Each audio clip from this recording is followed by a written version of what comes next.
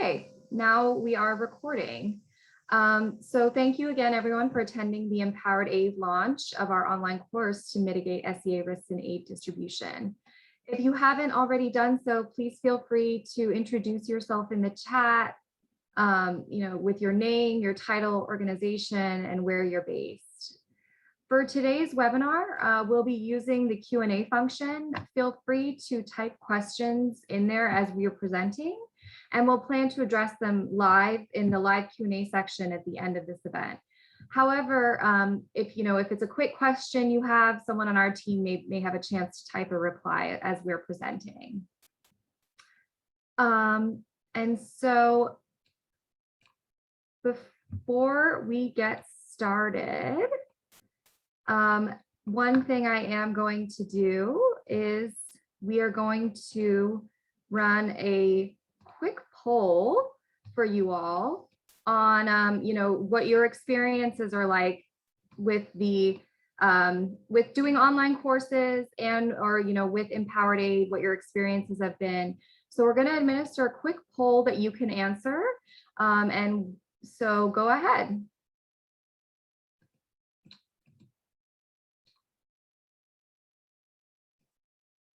We'll give you about 30 seconds to answer the poll.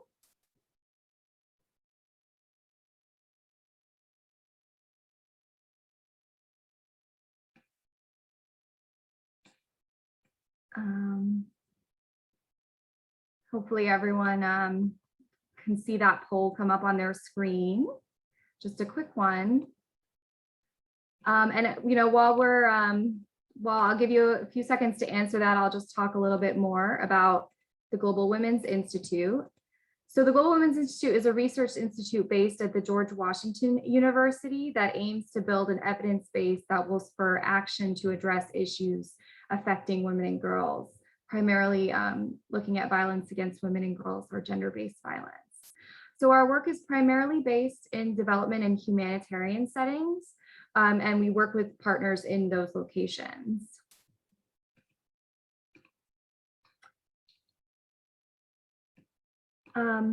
So the Empowered Aid project is based at the Global Women's Institute, and as part of research capacity building with humanitarian organizations, our country-based staff are embedded within the partner agencies.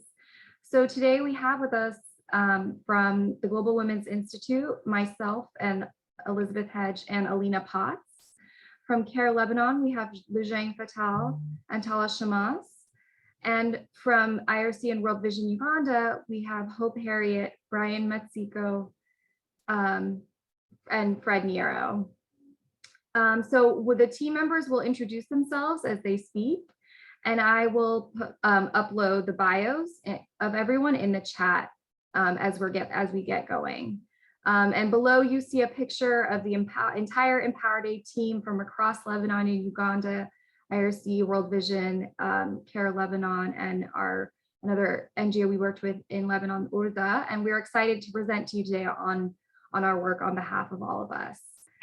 And so we have the results of the poll. You can also see, it seems that a lot of you have taken online courses before. And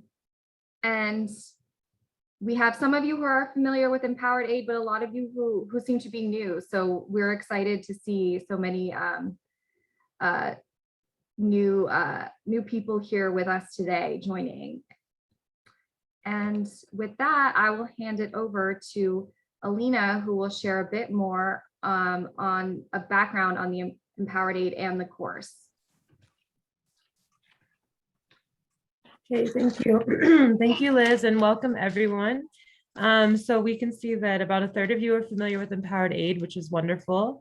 And many have taken an online course before. So, we'd love to hear from you in the chat, things you especially enjoyed about that or things you think can be improved. We'll take those into consideration as we launch this course and continue to improve it. But we're excited to share with you today a lot of sneak peeks, a lot of what's in the course. And the course is based on 3 years of research that our multi-country team has been doing in Uganda and Lebanon with refugee women and girls.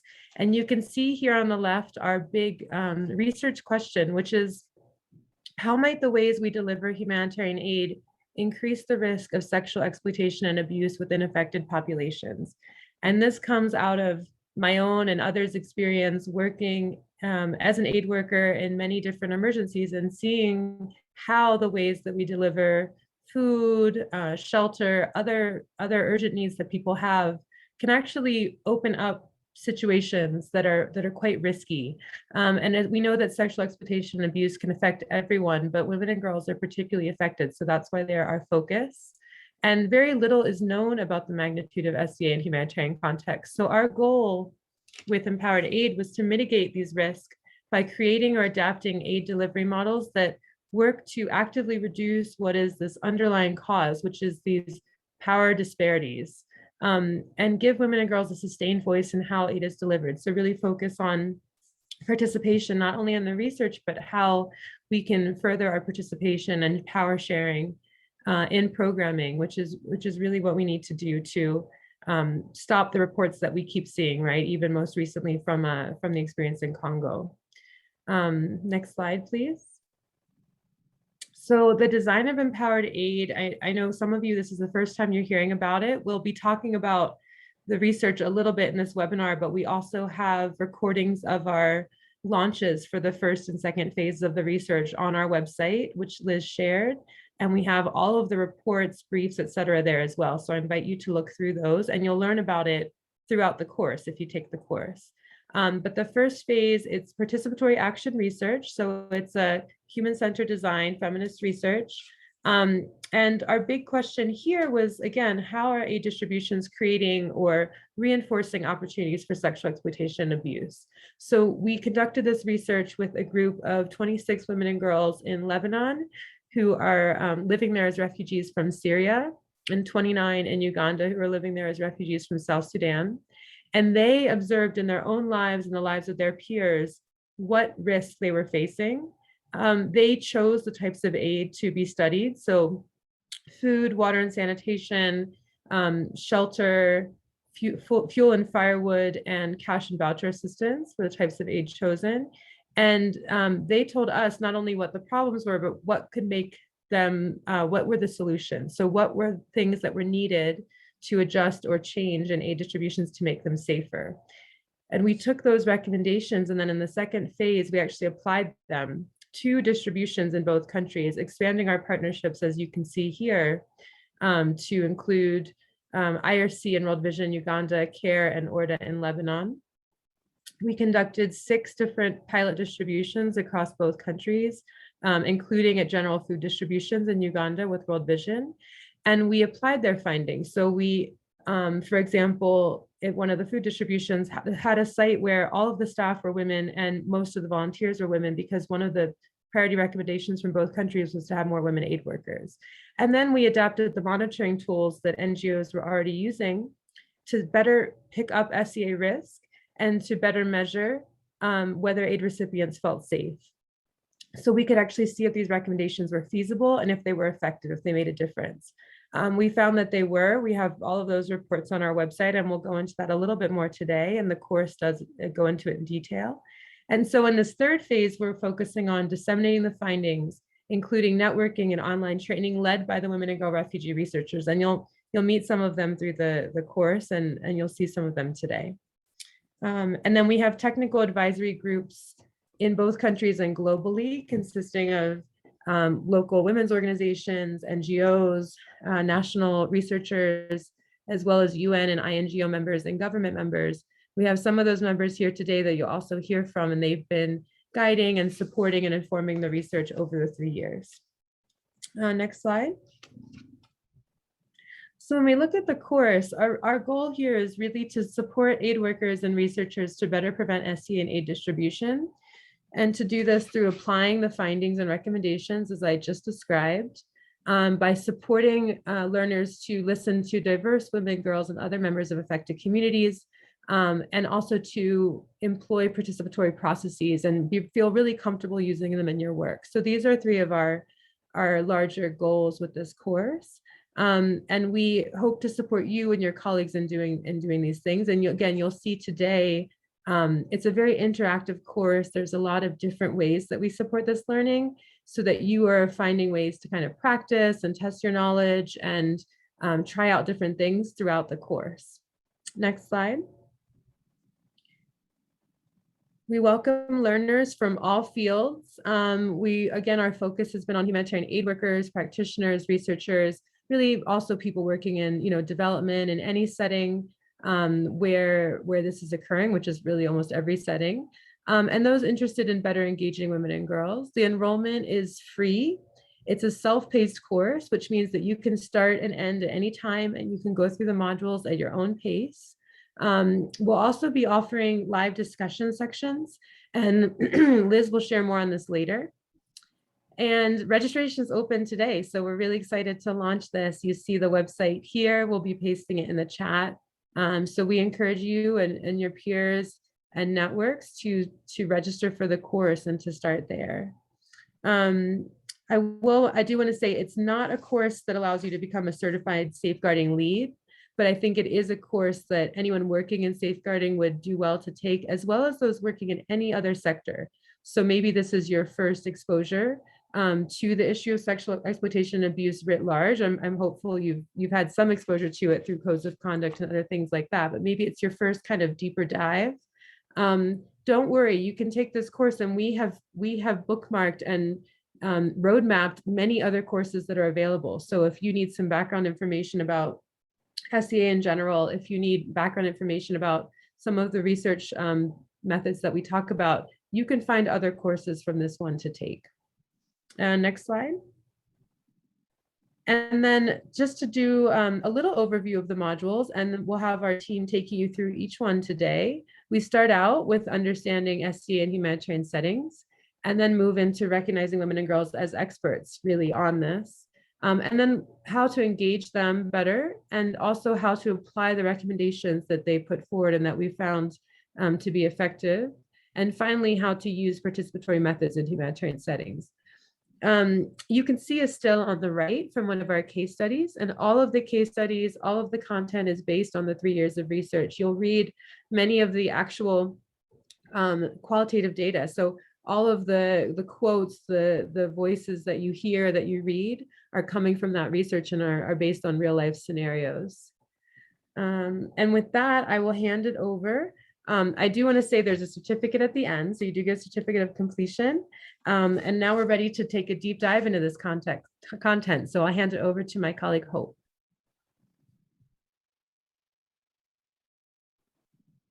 Thank you so much, Alina. Hello, everyone. My name is Hope Harriet. I was the project manager for Empowered Aid in Uganda. I was with IRC, International Rescue Community. This course is based on 3 years of participatory action research, like Alina has mentioned, that was conducted by the entire Empowered Aid team. And specifically, I'm going to take you through an overview of Module 1, which is understanding sexual exploitation and abuse in the humanitarian settings. This module dives deep into the inspiration for the Empowered Aid project. We see how sexual exploitation and abuse can manifest in the humanitarian aid distribution. And also it aims to help learners understand that power imbalance is the root cause of sexual exploitation and abuse. Specifically in phase 1 of our implementation, we conducted participatory action research in Uganda and Lebanon, which engaged women and girl co-researchers to share the expertise on SCA risks in their communities, as well as make recommendations on how aid distributions can be made safer. We specifically focused at 4 types of aid, and this was food, water, sanitation, and hygiene, also commonly known as WASH, shelter. Then specifically for Uganda, we looked at fuel and firewood as well. And for Lebanon, our area of focus was on cash assistance. You can see on my left-hand side a quote from one of the South Sudanese women living in Uganda as a refugee, who says, as some workers can pretend that to be helping you, they serve you first, so the time of going back home, you find this very worker will be following you up.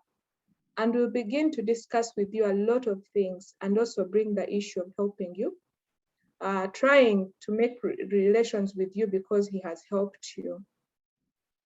So we gathered all this information that the women and girls shared with us, our co-researchers, and from this we compiled result reports, which largely informed the content for this course. If you look at my left-hand side on the screen, on the right-hand side on my screen, the picture is an example of module 1. It is a case study where the learner walks through questions on the use of power in the humanitarian context to emphasize the importance of power as a root cause of SCA. We will take a look further at this case study now.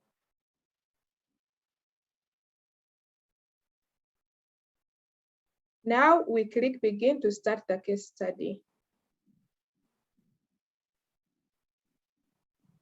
In the module 1 case study, you place yourself in the position of a woman at a food distribution, waiting in line, who is approached by an aid worker who offers to help you skip the line.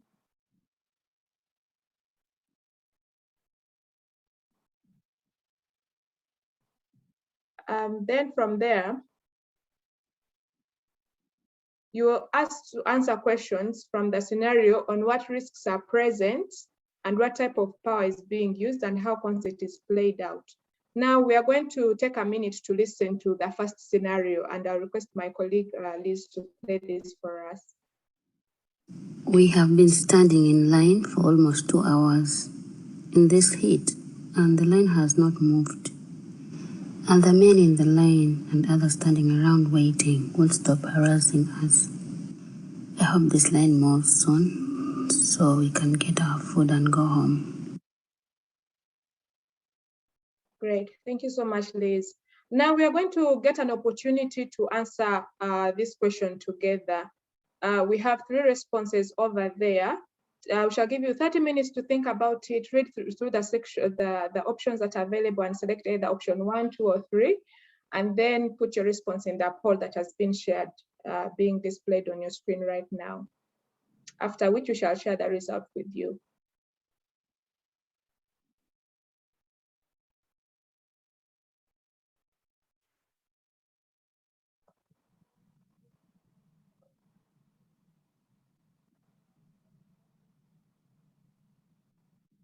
Okay, I believe the results are coming in.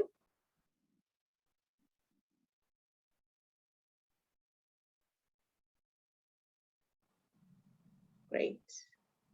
Thank you so much for sharing your responses and taking this minute to share with us what you think was the best choice to take. I see majority of us, 81% chose option 1, choice 1. And then some people, 18% choice 2 and 2% choice 2. So you can see this is just one way in which the course is going to be interactive, and the learner is going to get the opportunity to understand the safety and the choices that they have to make while they're accessing aid. I'll hand you over to my next presenter, who is Fred, who will take us through the next presentation, the next module. Thank you.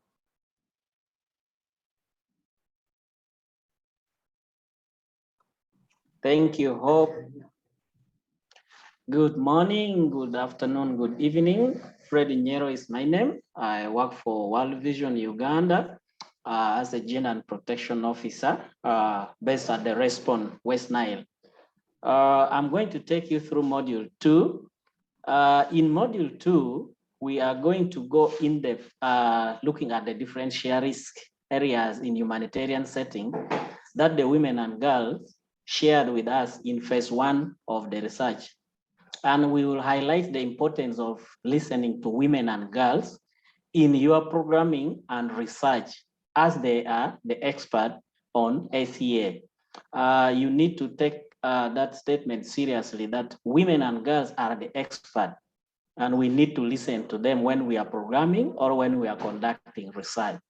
So in all these modules, there will be some video interviews and testimonials with the Empowered Aid team, which you have been introduced to earlier on, and the technical advisory group members, women and girl co-researchers that my previous speaker has just mentioned. And remember, all the videos have closed captioning. So all the people asking and speaking in this video, sharing their experience, are direct from the research.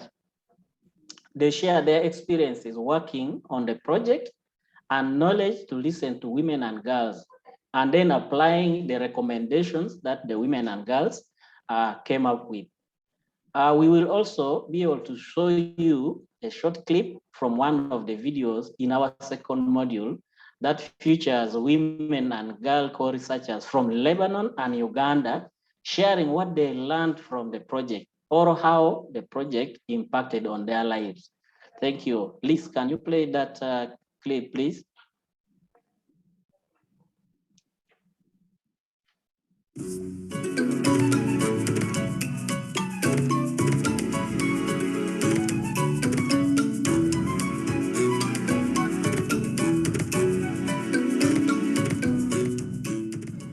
توعية للنساء طبعا، ودعم للنساء، وعطاء للنساء طبعا، وراحة البال، ونعطتون القوة انه كيف هن يكونوا قوايا بس يروحوا مشوار، انه انتم عم تعملوا توعية للنساء. هذا كتير كتير حلو، وحبيته كتير هذا المشروع. لا، تجربتي معكم كانت أكيد حلوة كتير، وحسينا كثير براحة لما نحن شاركنا هول المواضيع معكم، ولما نحن وصلنا صوت، لما نحن قدرنا إنه نحن نوصل صوت الناس اللي ما قدروا إنه يوصلوا صوتهم، ولما نحن قدرنا إنه نحكي قصص الناس اللي ما كانوا قادرين إنه يحكوا قصصهم. فهذا الشيء كان طابع منيح لنا، وكان عم يعطينا خبرة لقدام بحياتنا.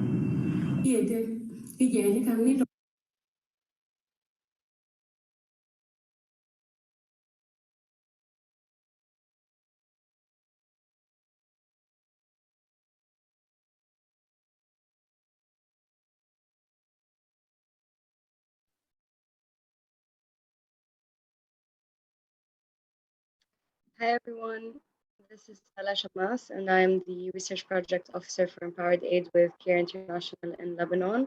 And I'm going to be talking about the recommendations that women and girls shared with us. So as Alina has mentioned, we worked with 26 women and girls in Lebanon and 29 women and girls in Uganda in phase 1 of Empowered Aid.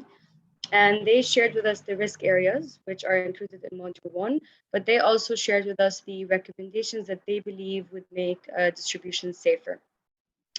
And so after they shared with us these recommendations, we shared them back with the women and girls through participatory workshops to ensure that their priorities are being reflected. And through this sharing process, we used visual aids to ensure that literacy was not a barrier.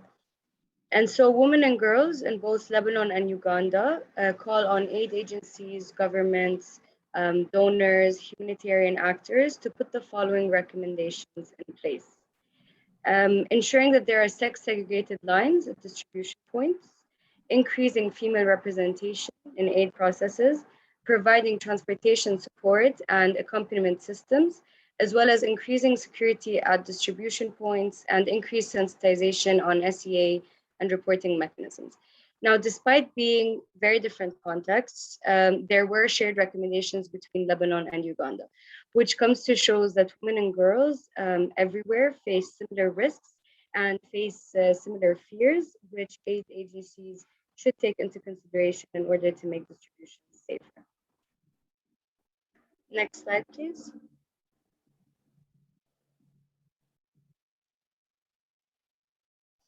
In addition to these shared recommendations, we also had country-specific recommendations due to these different contexts and due to the different types of aids that were studied among the two countries.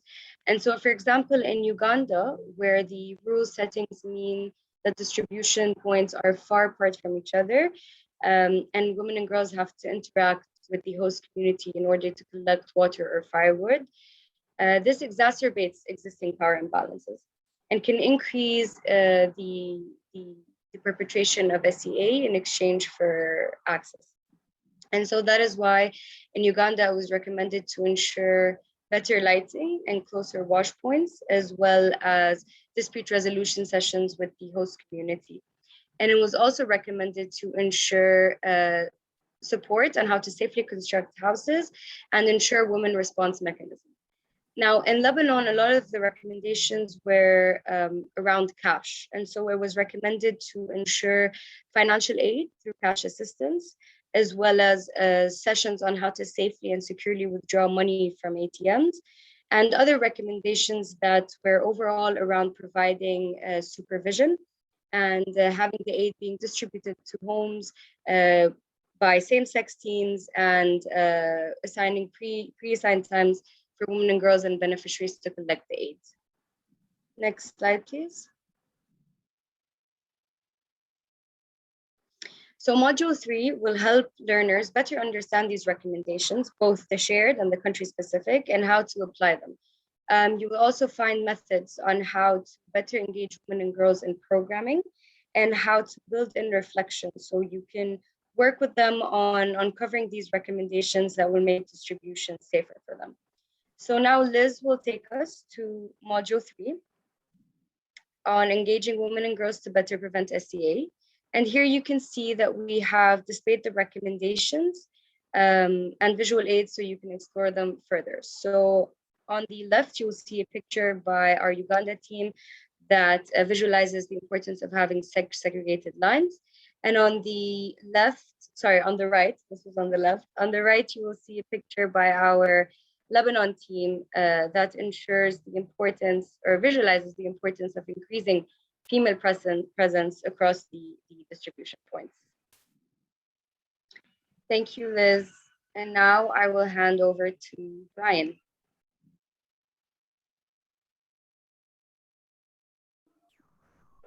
Wow, thank you, Tala.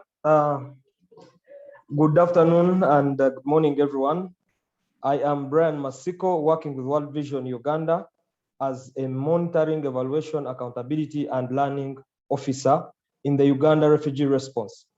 I'm taking you through Module 4, which is a module to help us in applying SEA risk mitigation. In Phase 2 of Empowered Aid, we applied the recommendations women and girls made in Phase 1 that Tala just reviewed. We listened to women and girls and took their recommendations and turned it into action. We listened to the women and girls on the issues they face during accessing aid that informed their recommendations, which we are going to show how practical they can inform our implementations. In Uganda, we applied the following recommendations: increasing the number of female aid workers at the distribution site, having sex-segregated lines at the distribution, training of all aid workers, and sensitizing beneficiaries on SEA core concepts. These were all done at the adapted distribution that was compared with the normal distribution, which was not subjected to any treatment. We adapted World Vision's food monitoring tools that we amplified to include gender-sensitive questions on women and girls, safety and fear throughout the distribution cycle to better capture SEA risks. We used the adopted monitoring tools to measure if this adaptation was safer. The tools we used and how we used them can be found in the Empowered Aid kits and the Empowered Aid toolkit on the website, as well as the pilot result reports. In this Module 4, we shall be able to cover the following topics. We shall look at acting on risk recommendations to provide more safety to women and girls, tools for monitoring contexts to stay accountable to SEA prevention, adapting the tool to your context. So let's look into the next slide. We look at how, let's look into the next slide, please. We took the content from the toolkit, as I told you, and turned it into interactive content in the course, so learners can apply it in their monitoring and evaluation, research, or programming. In this Module 4, learners will understand how to plan safer distributions, use monitoring tools to help mitigate risk and prevent SEA from occurring, and applying the recommendations and tools to their context. So we can now take a small look into the course and look at some interactive content that can help us understand more how we can best use the toolkit in preventing SEA.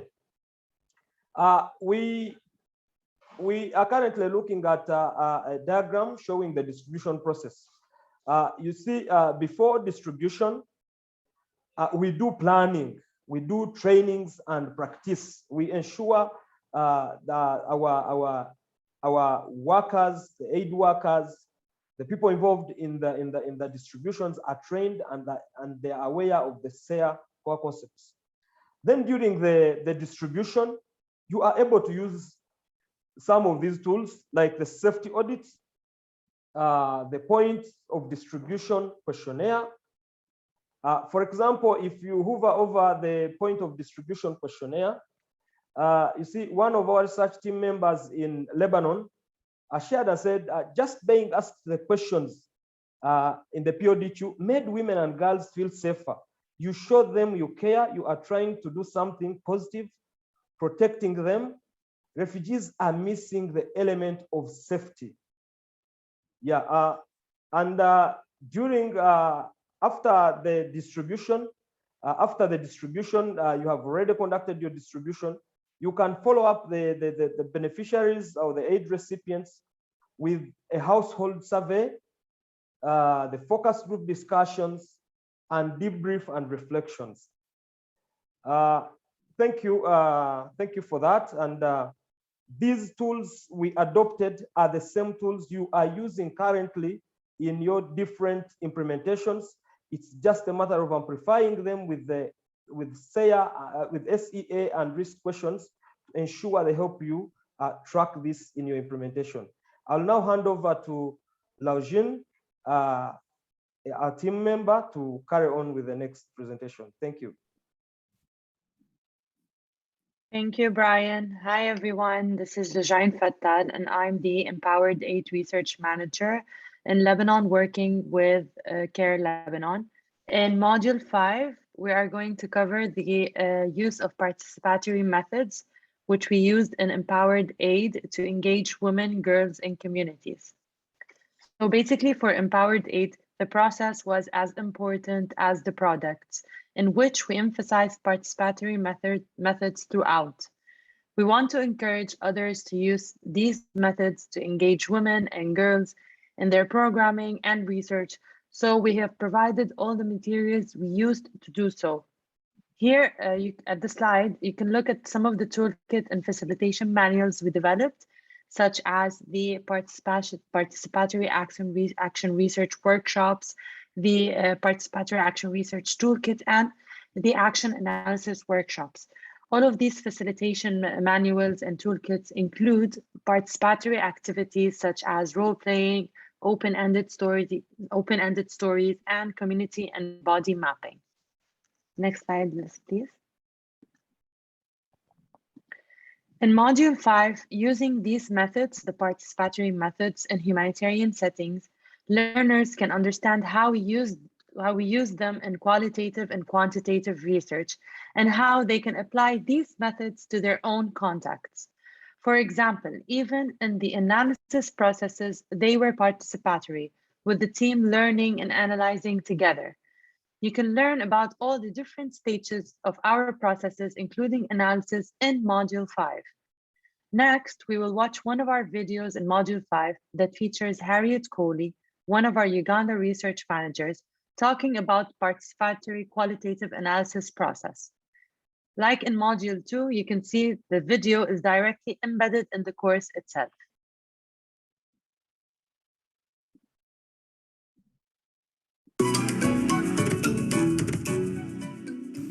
Qualitative data is really valuable, and with my experience from Empowered Aid, I learned that qualitative data is so engaging for readers. You read from the place of the respondent or from the participants. Qualitative data helps you to feel, to listen, to hear the respondents. It helps you to connect and imagine their scenarios and situations.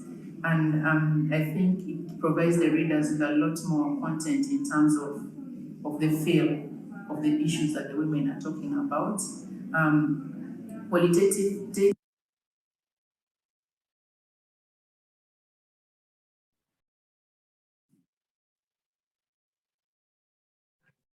Thanks so much, Loujine, for sharing more on Module 5, and thank you to all of our presenters. We're excited to give you those quick sneak peeks into our 5 different modules and what they'll be covering. What you can see now on the screen is the where you can find the course. So this is where you can register for it and enroll on the Empowered Aid webpage. You see the link underneath, and that is also the link that's been posted in the chat. And then when you click on enroll in the course, you'll be taken to the GWI Learning portal. And that is where you create an account and then you can register for or enroll in the Empowered Aid course. So like I mentioned, first you'll go to the web page and you'll click on enroll in this course. That will take you to the GWI Learning portal. And then you create an account and you'll see on the screen that you'll see the Empowered Aid course on the screen.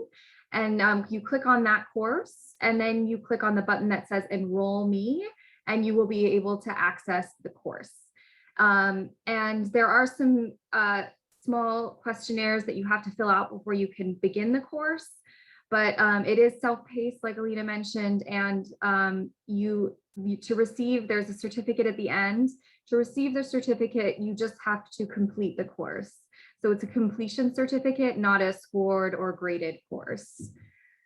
Through that portal, you also actually can access the Global Women's Institute course on building GBV evidence in conflict and refugee settings, where you can learn more in depth about how to design, develop, and implement research projects in refugee and humanitarian settings. So really diving deep on those research methods. And I know there's been quite a few different questions about the course and available in different languages. So we are hoping to make the course available. The course will be available in Arabic, French, and Spanish. And the hope is to have that up by early 2022.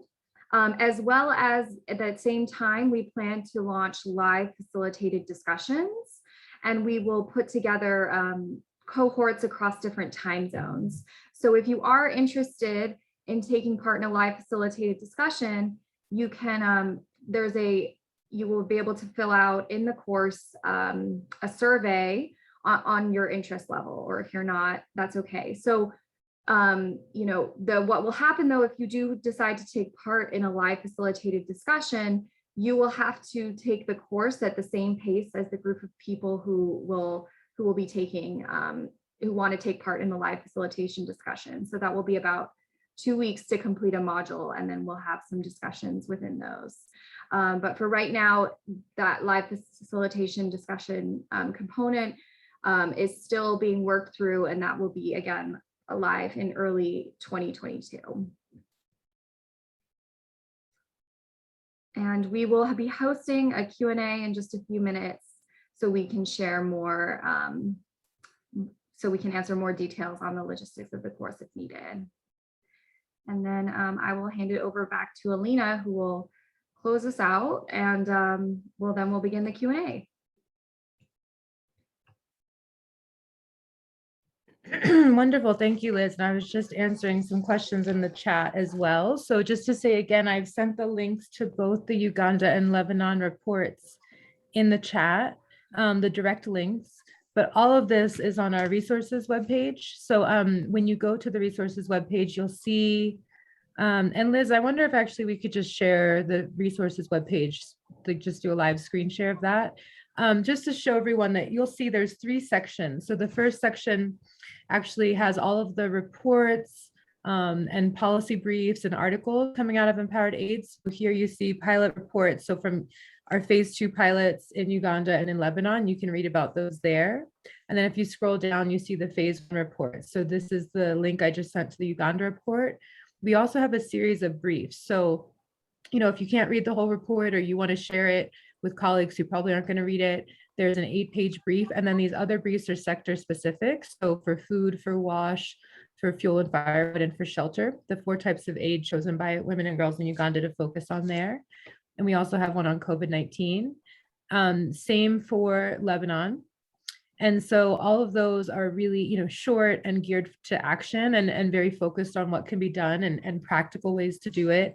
And in the report itself, you'll see a lot of direct quotes from women and girls themselves. They really say it best. And we encourage you to use those in your work. Take those quotes, use them to illustrate the issues that can exist or the problems that women and girls can face in different types of aid, but also the solutions. So please use those.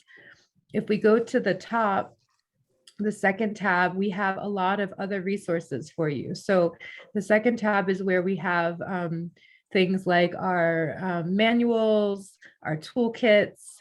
And then when you click on that, you see we have our phase 2 toolkit. We call it the Empowered Aid Toolkit for planning and monitoring safer aid distributions. We have training toolkits here. So everything we've done, we tried to document it and make it freely available. You can use it, you can adapt it, fit it to your context.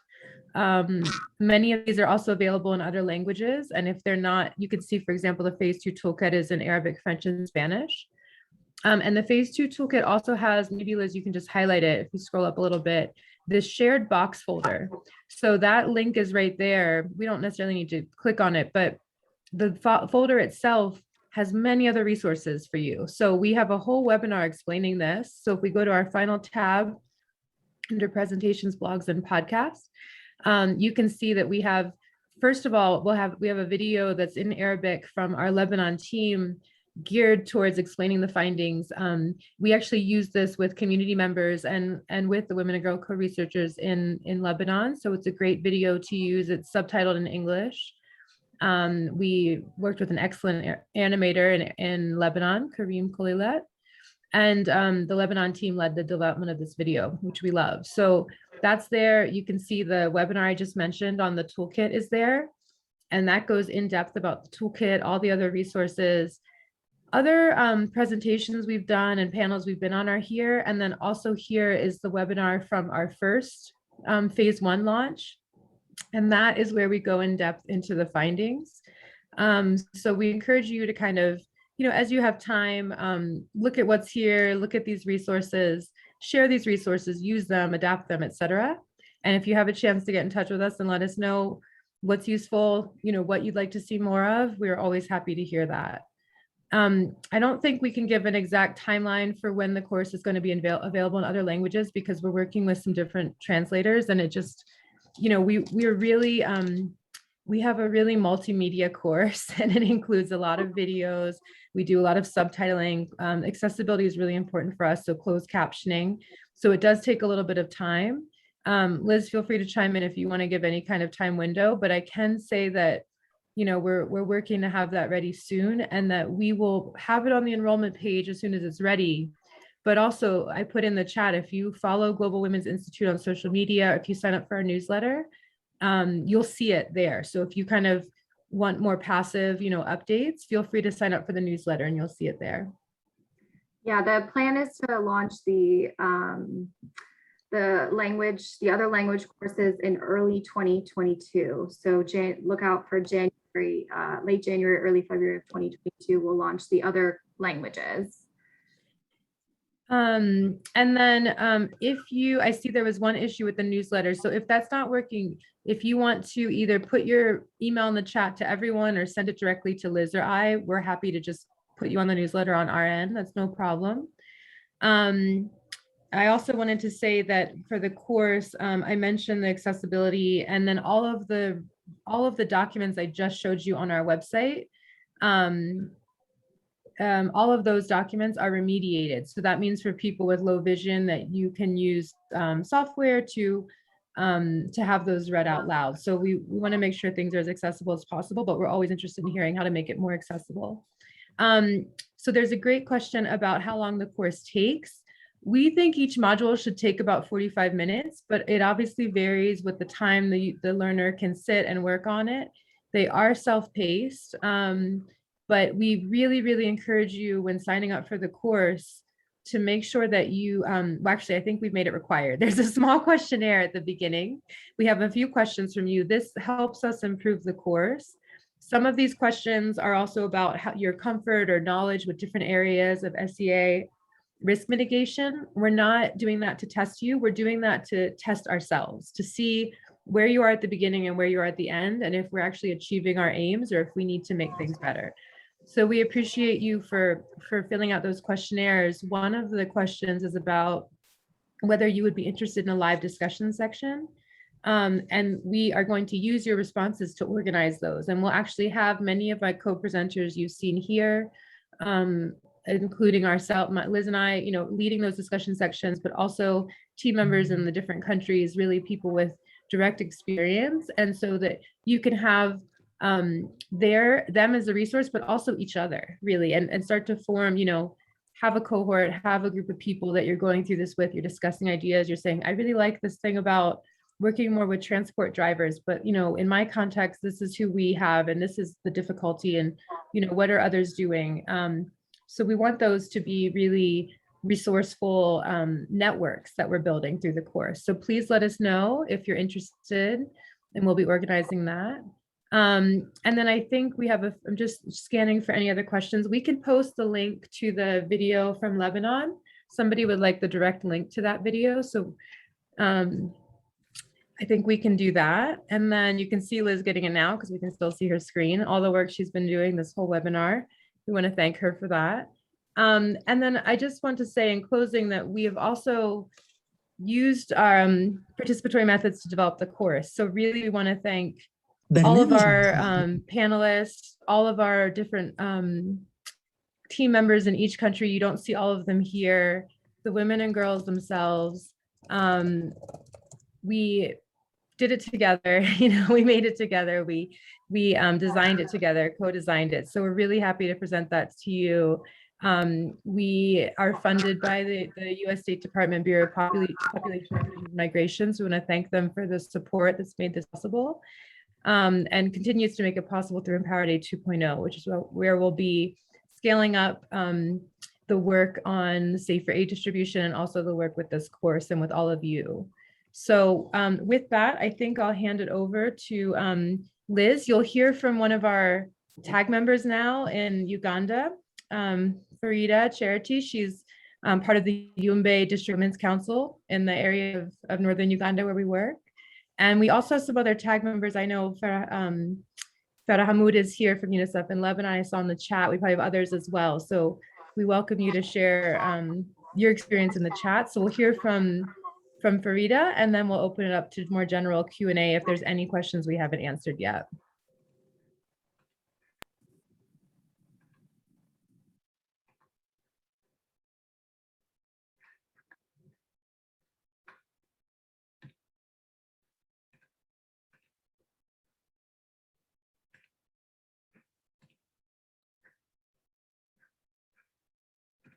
Oh, sorry, little technical difficulty with the screen share.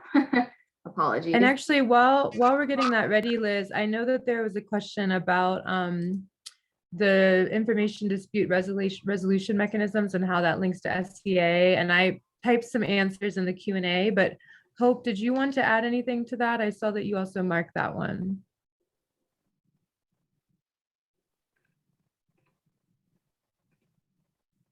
Alina, I feel like you did quite explain elaboratively. Like basically it's about when the refugee women and girls are trying to access aid, specifically shelter, that is the grass for their huts, as well as firewood, fuel and firewood. We learned that there's a risk of them being sexually exploited by the host community members, and usually they collect firewood from the host community. Maybe one thing to mention is the BDBD setting is the settlement is in such a way that refugees and the host community, there's a certain degree of interaction.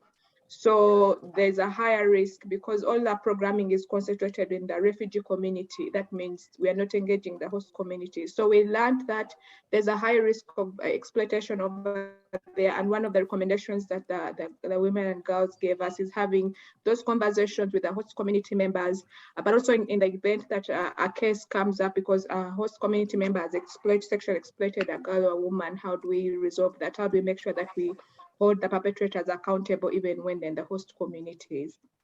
Yeah.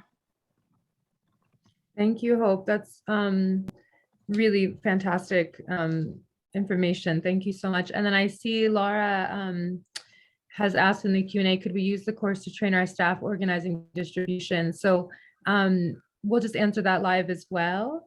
Laura, that is a great, that's a great use of this. And I actually think Brian or Fred, if one of you want to come in here and share your experience doing that, that would be excellent.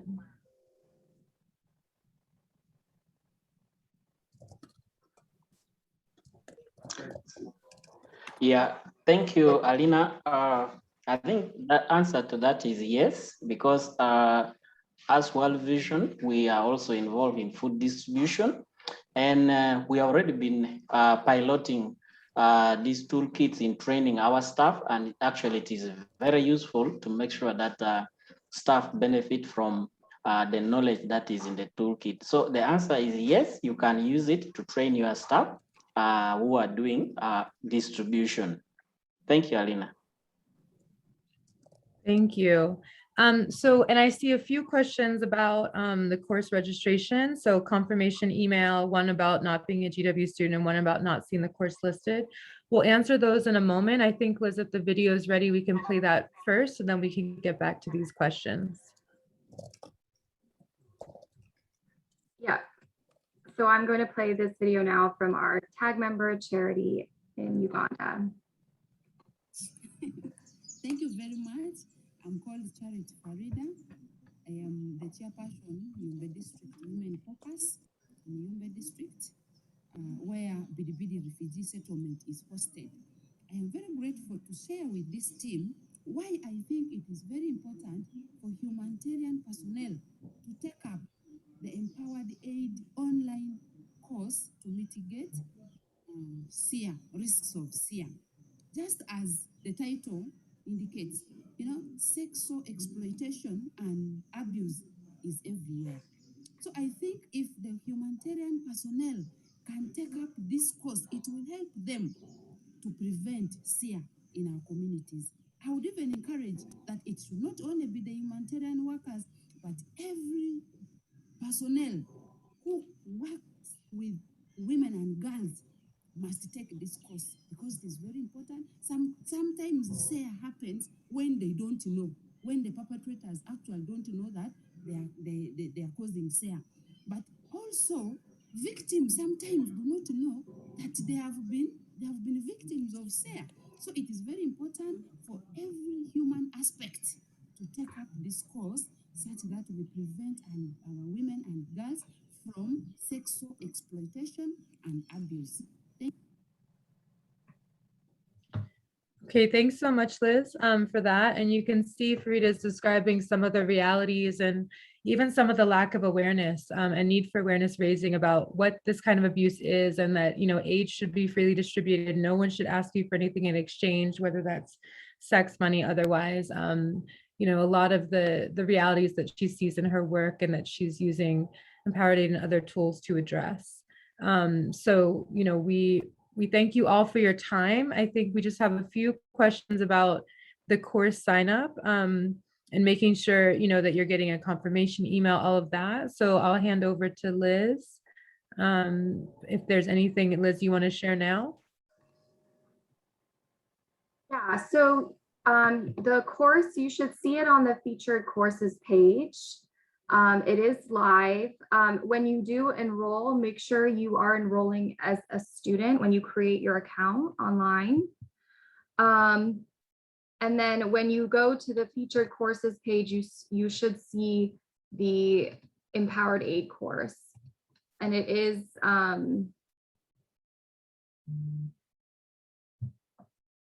maybe what we can do for those still on, if you'd like to share your screen again, Liz, and just show everyone, we can take you through these steps live. So a few important things that Liz just noted. One is to register, to do this as a student because it's being hosted by the university as one of the online courses. Yeah, sorry, I see what happened. It was restricted and intended to go live at 8 a.m. today, and it looks like the restriction wasn't removed. Okay. So that's why you're currently not able to see the course. but we'll make sure that that is removed and that you're all able to enroll. Okay. So now you should be able to see the course. So like Alina said, okay, great, I can see it now, perfect. So some of you are now, it is now working, excellent. So I'm glad, thank you for the confirmation. So like Alina said, I'll take you to the course page now. So you will end up at a screen that looks like this when you enroll in the course. And then you go here below and you create a new account and you fill in these details and you'll create your new account. And if the confirmation email, double check your junk mail just in case it went there, because it might be an unknown address to you. So you fill in these details and you create your new account. And then after that, you will sign in.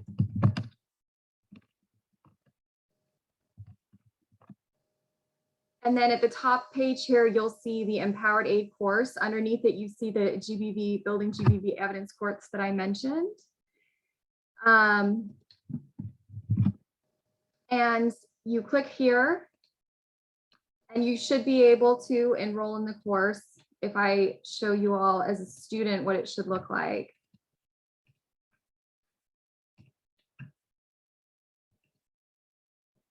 You should be able to see it now. And you'll start, you can, welcome yourself in the discussion board.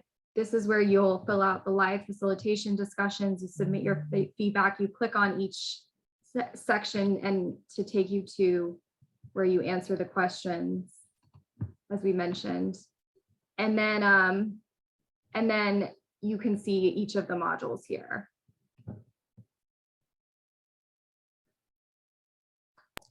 Very, very helpful, Liz. And I think there was a question about certificates. So you have to complete all the modules, and then once you've completed them all, you can print a certificate of completion. So yeah, you'll see her down at the bottom of the course. So thank you for taking the course.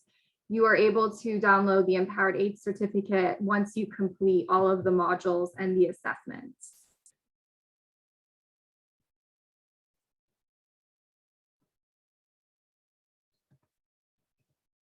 And there was a question from Amanda about cost and availability. So, and thanks, Amanda, for your feedback. So it's free, it's available to everyone.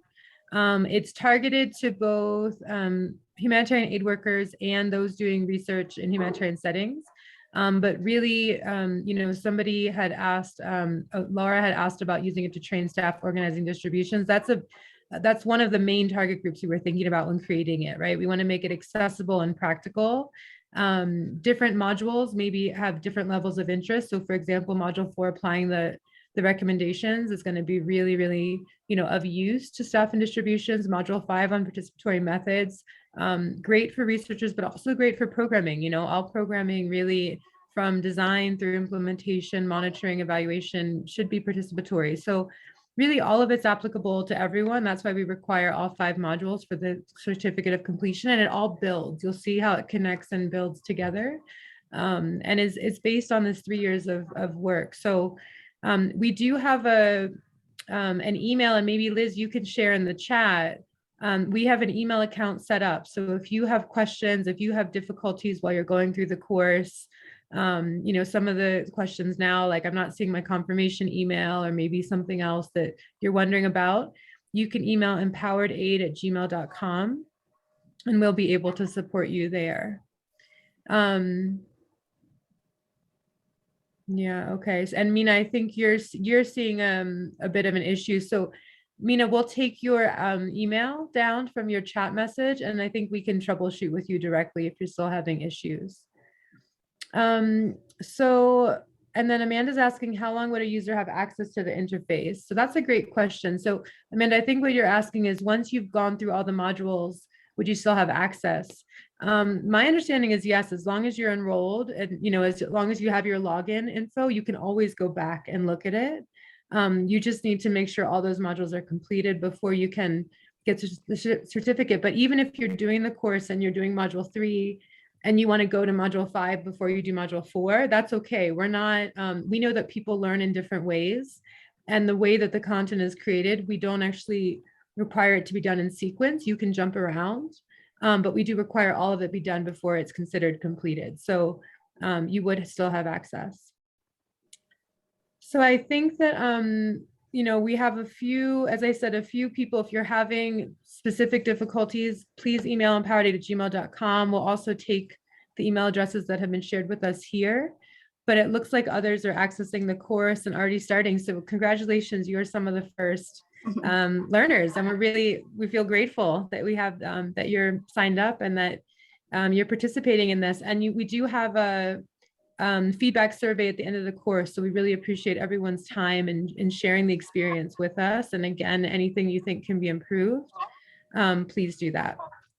So, and it might take a little bit for the confirmation email to come through as well. So I see, you know, that Fatan, you said you received your confirmation email. There is also, if you are still having trouble, you know, we, like Alina said, you can email the account, and if it's turning into an issue, we can also manually enroll you in the course, so that so we can make sure you have access. Yeah, so we're very excited to have you all. Rachel, I also see your email in the chat, so we will contact you, we'll contact Mina, and anyone else that we may have missed, please email us as well. And yeah, we're excited to get started. So I'd like to now invite the other co-panelists, if you'd like to join us again by video, if you'd like to say any last words, please do.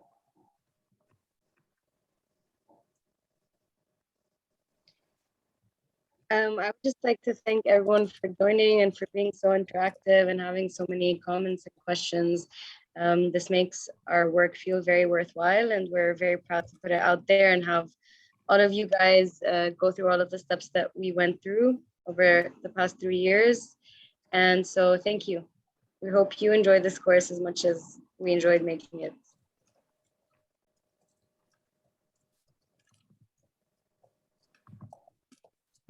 Thank you, Tala, and thank you all for joining the webinar. And thank you so much for the great questions. Those were really very thought-provoking questions and shows how interested you are in the work that we're doing and our experiences. We really do appreciate it and hope you'll be able to join the course, sign up for the course. We look forward to seeing you on that side of the world. Thank you.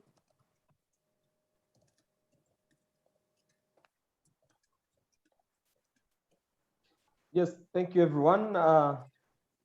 It's our hope that we can create a safe distribution for our women and girls, and improve the way we give out aid to our aid recipients.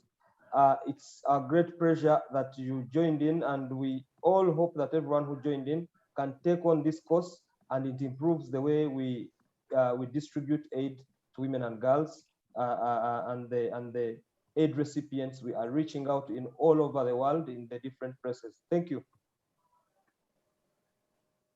Yeah. Thank you, everyone. It was a great experience coming up with this. And for all of you who have joined in, I was monitoring your feedback from the chat. It's very encouraging. And as well, I encourage all of you to take this course. It's very easy and very simple. At the end of it all, you'll feel great, and it will empower you really, especially those who are involved around distribution. It will really help you to mitigate ACA risk against women and girls in your work. Thank you so much. Thank you, everyone. And I also want to second everything the team said. And I want to thank, even though they're not present directly with us, but I want to thank everyone, whether it was our local partners and even the women, the girls, and members of the host communities. We worked with both Lebanon and Uganda. This is a product of teamwork from everyone. and by everyone. So we're very proud of this as well. And thank you for joining and acknowledging the hard work that everyone put into that. Thank you.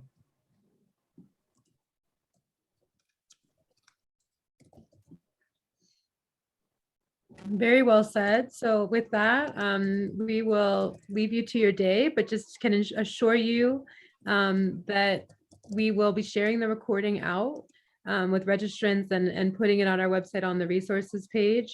And again, for any questions or troubleshooting, you know, kind of issues with the course, I'm putting the email one more time in the chat. You can reach us at empowered8@gmail.com. So we want to thank this huge, as Loujine just said, the huge community of people that this work represents, and thank all of you. And we can't wait to hear what your experience is like. So have a wonderful rest of your day. Thank you. Have a good day. Thank you. Bye, everyone. Everyone.